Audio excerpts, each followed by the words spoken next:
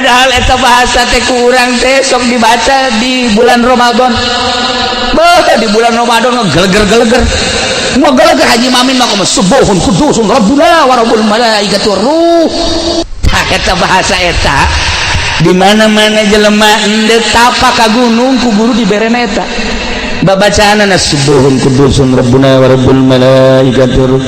Syekh Zainuddin nu aya di Madura nu 3 tahun teu dahar teu nginum datang ka dibeulit ku akar. Babacaanna subuhun kudusun rabbuna wa rabbul malaikati war ruh. Syekh Syarif Hidayatullah ketika tapa babacana subuhun kudusun rabbuna wa rabbul malaikati war ruh. Syekh Sunan Kalijaga ketika manehanana tapa dibere bacaana enteng subuhun kudusun rabbuna wa rabbul. Satu ketika Kanjeng Nabi Sulaiman alaihi salam keur calik nuju calik dina kursi kebesaran nguping suara nuka kupingna, aduh berat amat,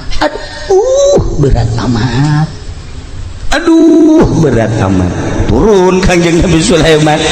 suara naon sih ieu katukang, ternyata horeganan kapangis sirem keur mamawa korma, sirem makan segede sirem, ai korma mah saletik-letik na korma gitu, korma maka bawa ku sirem digotong punya nak opatan berat cekina berat. Kanjeng Nabi Sulaiman langsung assalamualaikum, salam caya cek sirem gila katu maneh barangnya, oh Tuan Raja naon maneh berat-beratan iya mawa korban teu kabawa atuh maksakeun teuing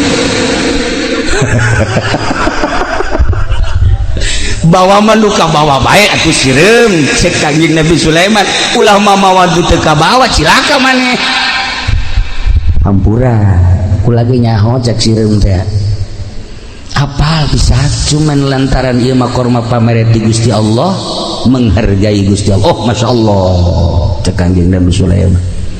wara tuh mun cacak-cacak lain di Gusti Allah moal dibawa ku lagi lantaran di Gusti Allah dibawa. Ih hebat maneh sakitulah pengalaman abdi cak sirem. Jadi Kanjeng Nabi Sulaiman mah paham bahasa-bahasa makhluk Allah, bahasa iblis, bahasa setan, bahasa jurig, bahasa hewan-hewan, termasuk bahasa-bahasa arwah-arwah nu geus mararaot. Paham Kanjeng Nabi Sulaiman, masya Allah karim.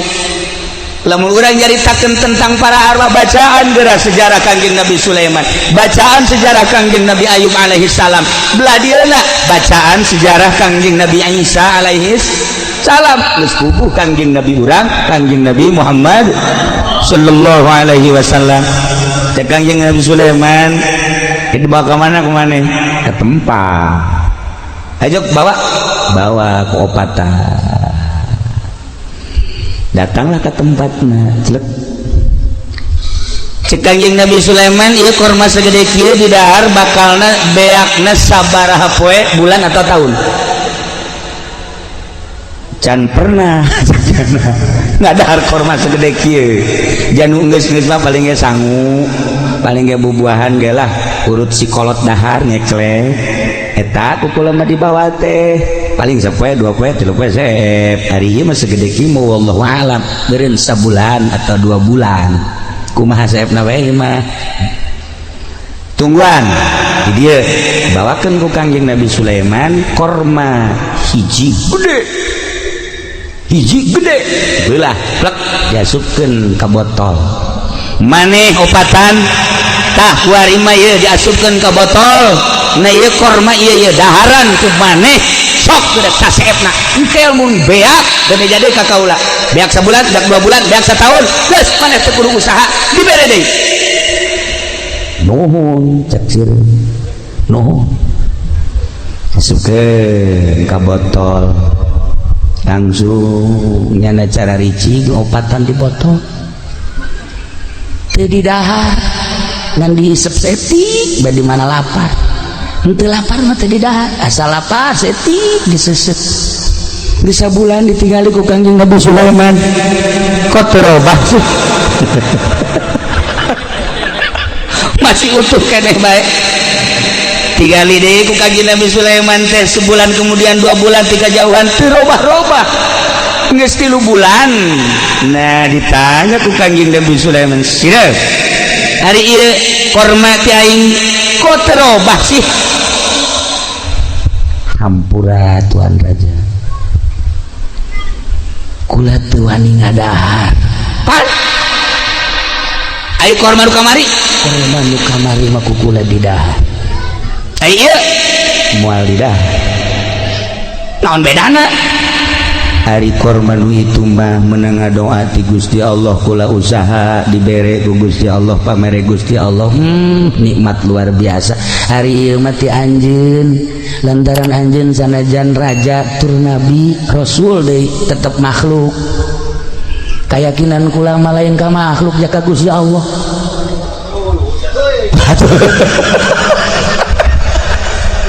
cek Kangjeng Nabi Sulaiman aing murikak bulu ngadenge sia sireup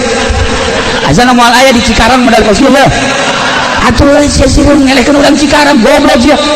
komo Haji Pendi mah diinjak ku sia ieu Masya Allah sireup hampura jak sireup kula teu pernah bergantung ka makhluk lantaran lamun kula bergantung ka makhluk ieu korma ku kula didahar di mana sae kula neangan di Tuan Raja hati cekna teu hayang-hayang teh sebab sagede Tuan Raja Nabi Rasul sugih dibandingkeun jeung kakayaan Gusti Allah nanaonan mun jadi ngarekan aing Kangjeng Nabi Sulaiman teu kira-kira sia hampura jak sireup teh Rasul mah Rasul bae Rasul mah nitah ge ngembangkeun agama adapun itah ngarizkian makhluk moal kuat adapun kita beberean moal kuat sebab naon sebab aya hiji bahasa nu lemah moal kuat ngalawan nu kuat nu lemah moal bisa ngalawan anu kuat sagagah-gagahna makhluk bandingkeun jeung kekuatan Gusti Allah lemah nanaonna cak sirem roh kula nu Allah awak kula nu Allah hirup kula nu Allah paeh kula nu Allah sagala-gala ge nu Allah na ieu mah kula mendek nganasehatan teh sanes ka Tuan Raja ka Haji Pendi we cak ieu anu kolot boloon cak ieu sirem sia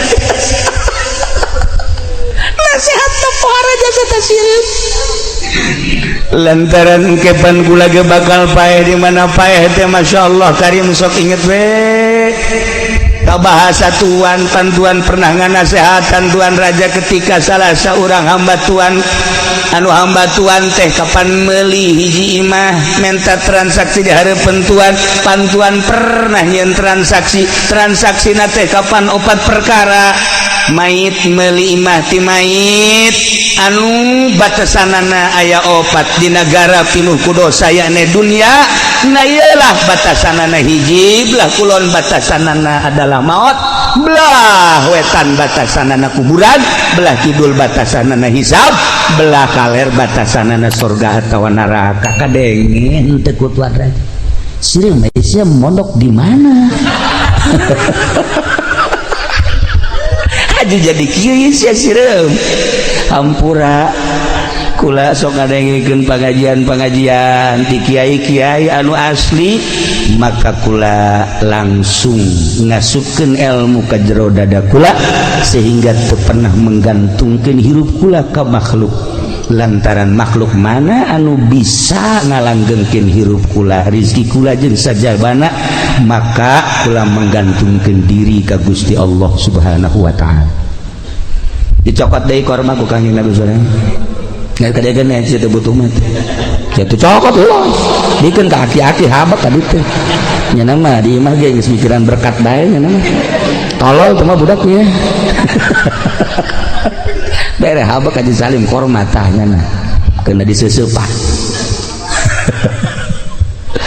sageus dicokot eta korma langsung ditaliti ku Kangjeng Nabi Sulaiman coba dahareunana naon Masya Allah sabulan tengah daharna naon kuat datang dari Kanjeng Nabi Sulaiman kadinya sirep mana teh kuai keur diparak sebenarnya mah henteu bergantung ka makhluk terutama ka aing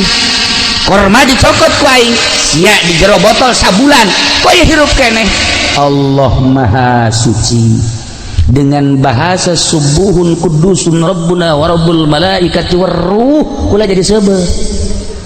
kula masa lapar bae macan eta subuhun kudusun rabbuna wa rabbul malaikati warruh ji cekan jeung sumeureun aing ge maca eta teu sebel aing sia jadi sebel iyalah padahal eta bahasa teh ku urang teh sok dibaca di bulan Ramadan di bulan Ramadan geleger-geleger mau geleger Haji Mamin mah kumaha subuhun kudusun rabbuna wa rabbul malaikati warruh tambah lapar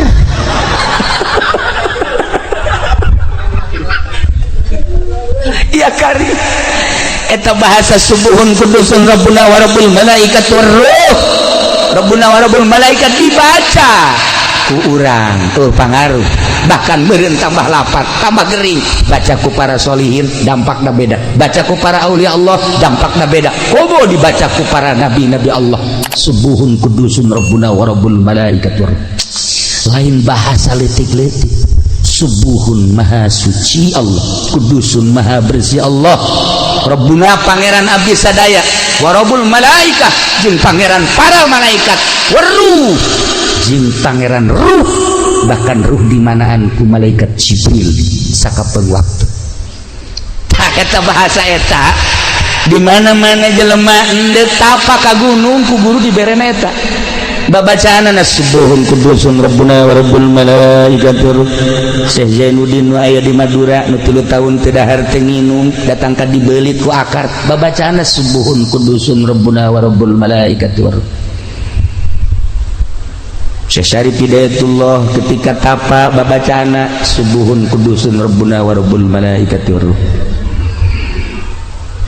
Syekh Sunan Kalijaga ketika manehanana tapa dibere bacaana enteng subuhun kudusun rabbuna wa rabbul malaikati waruh jadi pengen ditapa subuhun kudusun paeh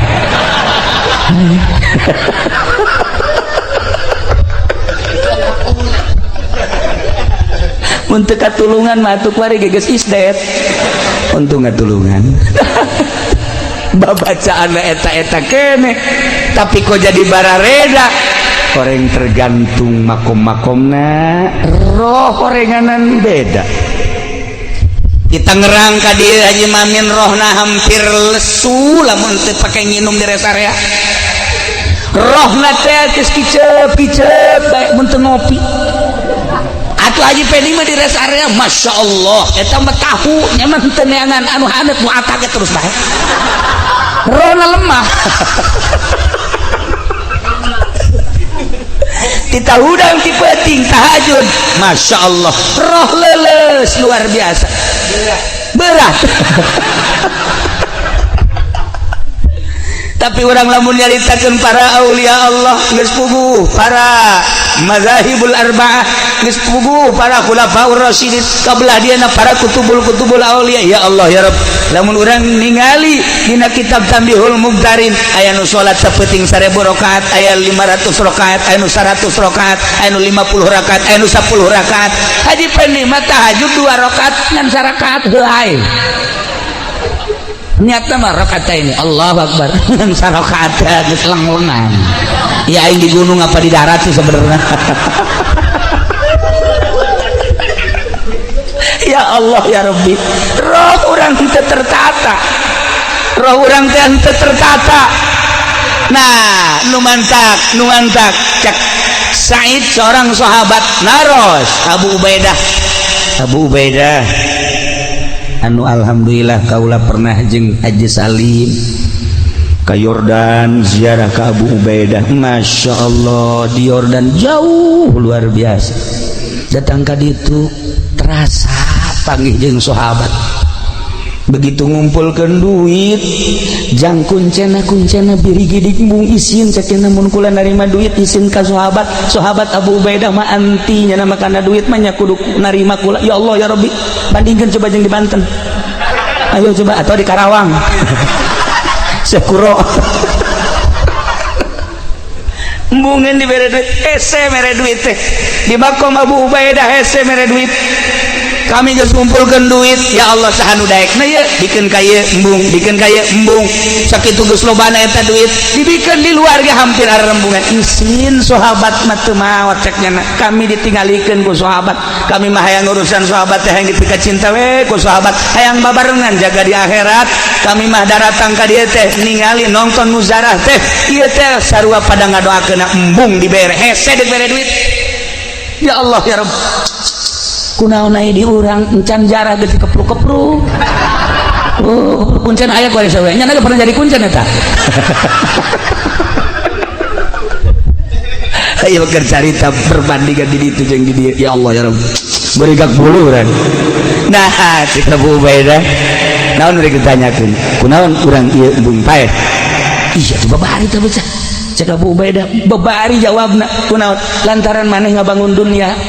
ketika nu dibangun dunia atuh balik kana dunia ke akhirat embung tapi ketika orang ngabangun akhirat atuh teu betah di dunia pasti ka ditu bae urang ngabangun sekolahan atuh hayang cicing di sekolahan bae urang ngabangun masjid atuh hayang cicing di masjid bae urang ngabangun imah atuh hayang cicing di imah bae urang kawin jeung nu ngora atuh hayang di ditu bae atuh kitu bae sih cek Abu Ubaidah hese-hese teuing sih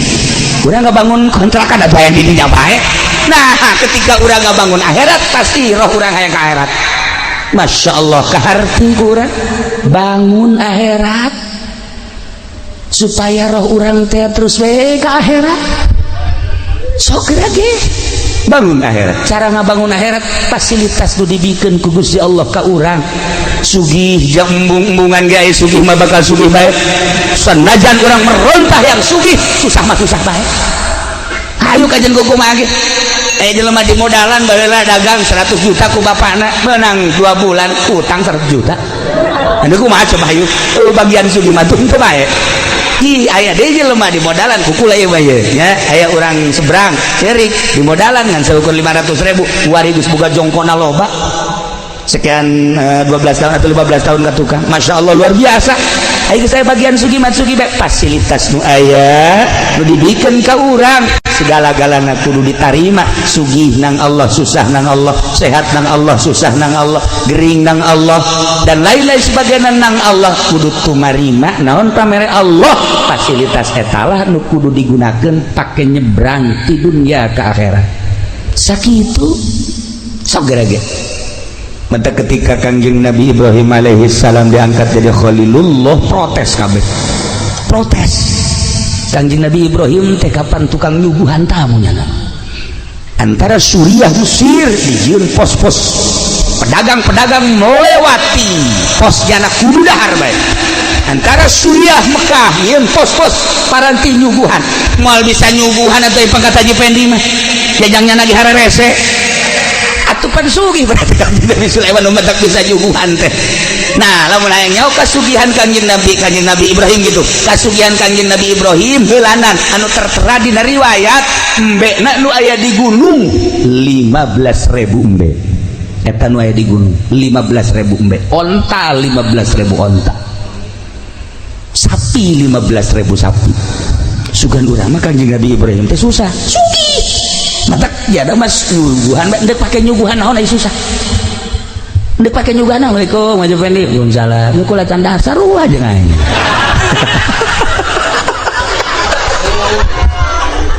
kumaha nyuguhan eta tapi lamun ka Haji Salim waalaikumsalam nu kula can dahar di dapur sih sadaekna sia jeung piring-piring bawa ku sia kan ngeunaheun datang ka Haji heh kalau tolol budak datang ke jari waalaikumsalam kulan can dahar ya dahar ayo sadaekna sia berkat bila perlu balik bungkus ku sia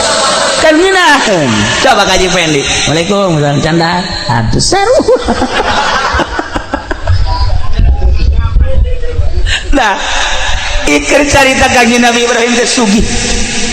begitu diangkat jadi khalili cak Gusti Allah anta khalili ya Ibrahim protes setan protes boro-boro setan malaikat protes, malaikat kabeh protes demo, ya Allah ya Rob, masa si nusugih jadi kakasih tuan teka harti gua mah nusugi jadi kakasih tuan teka harti kajian kuku mage biasa lah manu susah anu geus teu hayangkeun kana dunia hehe cek Gusti Allah urusan hayang jeung teu hayang lain urusan boga jeung teu boga tapi ta'alluqna dunia ta'alluqna hate kana dunia ai maneh kumaha malaikat teu biasana we waliullah anu sok di guha bae waliullah anu sok di gunung bae waliullah anu sok di imah teu bogana naon ih maneh meningali nangan sabelah mata nu seja nu sugih loba nu paling diangkat jadi khalil jadi kekasih ente kula mah protes teu senang lamun Ibrahim dijadikeun kakasih Tuhan aya nu leuwih hebat tibatan eta sebab kula neula cek malaikat di gunung 15.000 embe 15.000 onta 15.000 sapi Jibril cek Gusti Allah nun Gusti cek kakholilan Ibrahim cek kumaha mangga Gusti datangkan Nabi malaikat Jibril alaihissalam ngarupa manusia pas kangjeng Nabi Ibrahim keur mujurna di gunung Maraban ilu Maraban zahira daun hatena Allah Allah Allah Allah Allah Allah haji pendi mah pandagang teh zahiran wa batinan kangjeng Nabi Ibrahim atur ente pernah dihitung sama nu hitungannya batur ente pernah nikah hayang batur sama kawin Ibrahim aya kumaha Gusti Allah terjawab assalamualaikum waalaikumsalam nah anjeun di mana ya abdi hamba Gusti di mana hamba Gusti we naon ka dieu subuhun kudusun rabbuna wa rabbul malaikat war ruh lain deui mah ye lain deui aya naon ye kula mah sakieu hungkul ieu embe jumlahna cek masyarakat nu nyaho 15.000 kula hayang seperti luna bae sokot cek Kanjeng Nabi Ibrahim sokot berarti mana hayang 5.000 bawa kabeh 5.000 aya teh tukang ngangona hadam 5.000 embe geura bikeun tah ka jelema ieu malaikat Jibril wah kadi ditongton ku malaikat Masya Allah malaikat gagas hidup ya Allah orang mementa boro-boro menta karung 1.000 ka Haji Pendi menta 5 bae kudu mayar bae can orang gratis cicing enak deui cek Kanjeng Nabi Ibrahim asana kula lamun 5.000 mah ieu encan cukup lantaran susuguh kula luar biasa tamuna subuhun kudusun rabbuna wa rabbul malaikati war ruh hayang sabaraha deui hayang 5.000 deui bae hadap 5.000 deui bikeun kanyana cak kadang atuh Tuhan ul tugas ulah bohong sia mah titah ku bikeun cak hadam ambo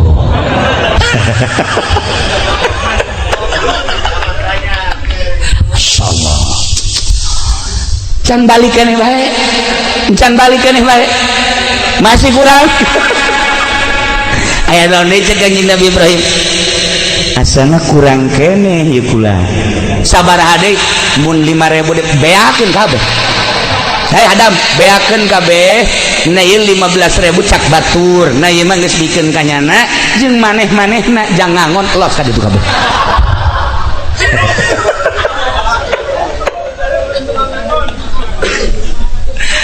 geus cek Kanjeng Nabi Ibrahim teh jung bea ka teh ieu embena 15.000 ge cak batur kemudian teh tukang ngangonna hayang hiji hayang dua hayang tilu loba keneh tukang ngangonna sok bikeun ka ditu kabeh tinggal malaikat Jibril we pan aing mah malaikat aing bedek dikuwahakeun aing padahar tilok ngajual embung aduh kuwaha ieu dijurukeun ku Kanjeng nyana ditongton ku malaikat cek malaikat di langit Jibril gerak ngarupa Jibril maneh satungtung ngarupa malaikat jelema maneh atuh titah idit bawa embejak naon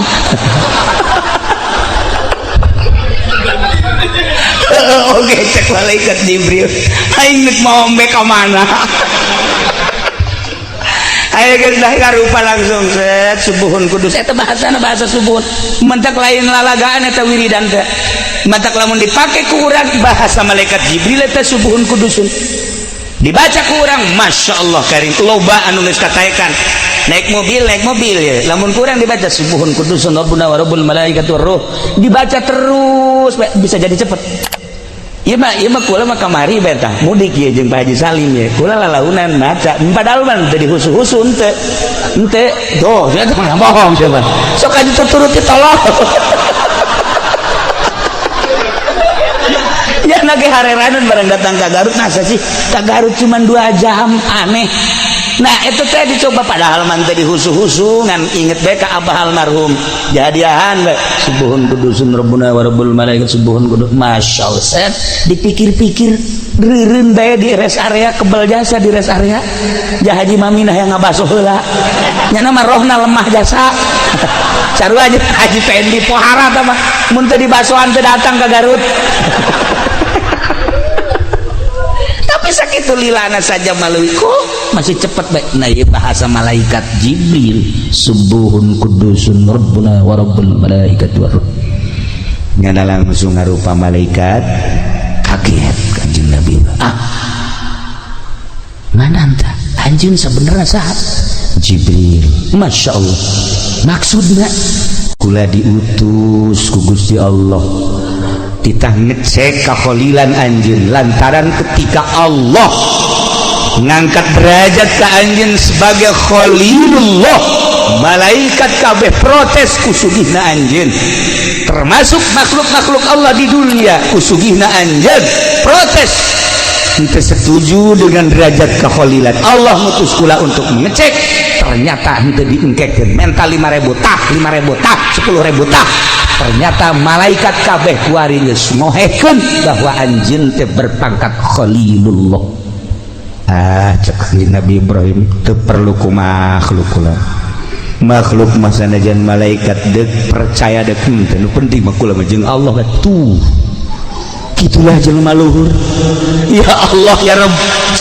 lamun urang nyaritakeun seputar jelema luhur kapan manusia teh aya 3 tahap aya hayawani aya ruhbani aya robbani ketika manusia berpangkat hayawani cara urang ibadah teh hiji kudu make baju bagus bae 2 kudu loba jelema bae katilu lamun teh mah teu hayang kalem teu cumpon bae eta bedek berjamaah bae Haji Pendi maka masjid hei dak aya berjamaah ayo aing imamna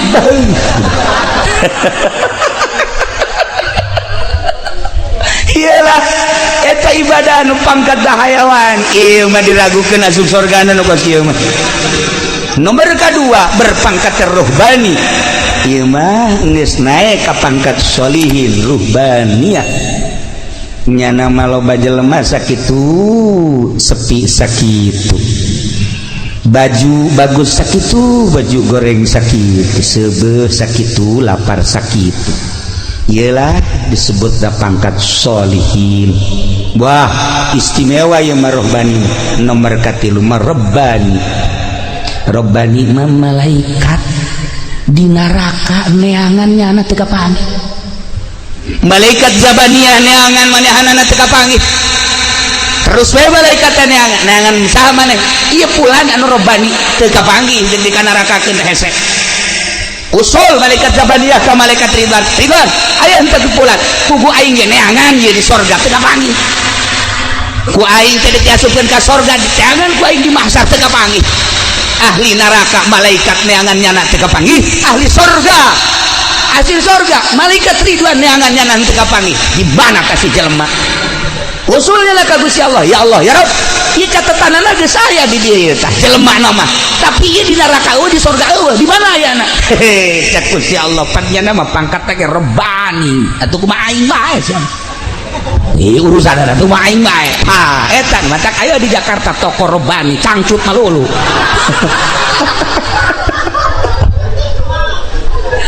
beres ke Jakarta nah iyalah sahanu pangkat Robbani kutub Rabbani wal arifus samadani para aulia Allah Syekh Abu Hasan As-Sadili Syekh Abdul Salam Al-Masyish, Syekh Abdul Qadir Al-Jailani diurang, para aulia-aulia Allah nu diangkat jadi kutubul aulia pangkatna wal arifus samadani rabban heseun malaikat di neraka neangannyana heseun malaikat di surga neangannyana kapanggih-kapanggih bebeja ka Gusti Allah cak Gusti Allah jalma teh hayangeun neraka teu embungeun neraka teh hayangeun surga hayang ge jeung aing atuh keur jeung aing bae kumaha aing nya Masya Allah. Nah iya orang cerita seputar ruh orang ayah di mana? Apakah di hayawani? Apakah di rohbani? Apakah di rohbani? Apa di rohbani? Dari sekene masih hayawani, hayang kalem ge masih kene susuitan ya nandek sholat ya. Susui sholat. Siapa mah nandek sholat susuitan tolol.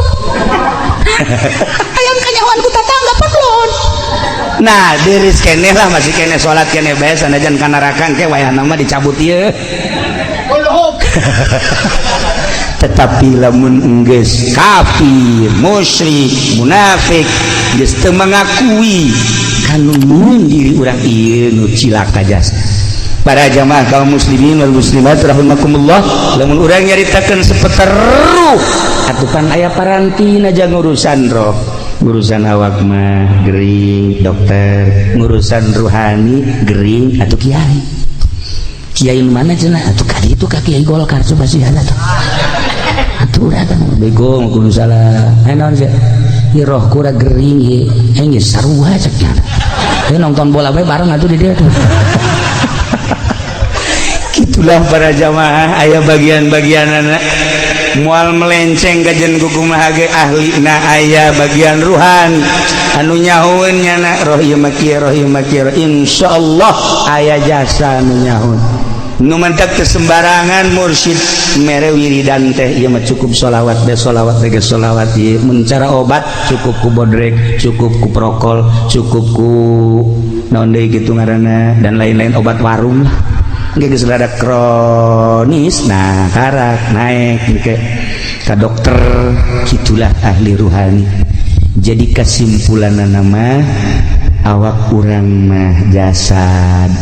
ketika roh geus kaluar digotong dikubur seminggu 2 minggu buka ku urang getih nanah geus eueuh nanaon sebulan 2 bulan tulang taleng geus eueuh hargaan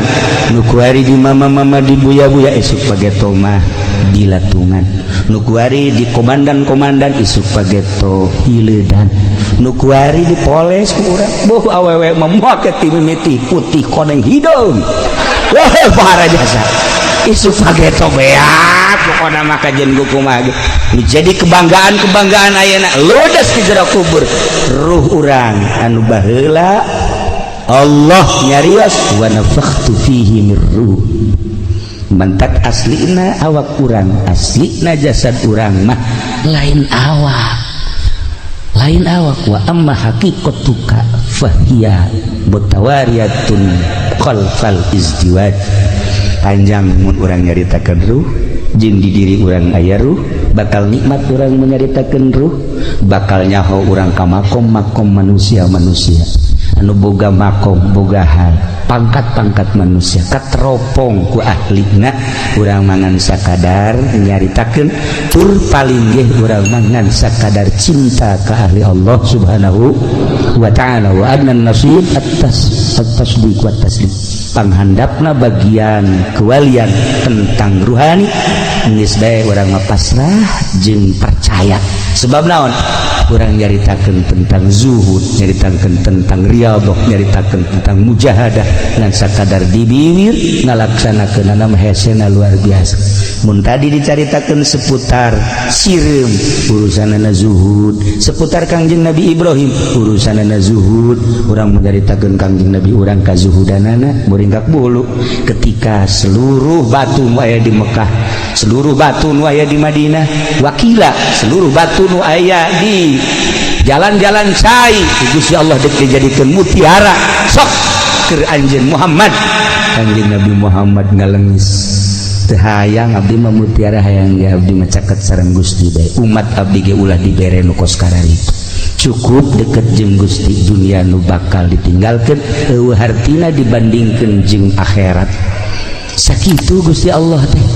geus urang kuarima tumariman mah naon pamere Gusti Allah keur sugihna pake ka akhirat, susahna pake ka akhirat, sehatna pake ka akhirat,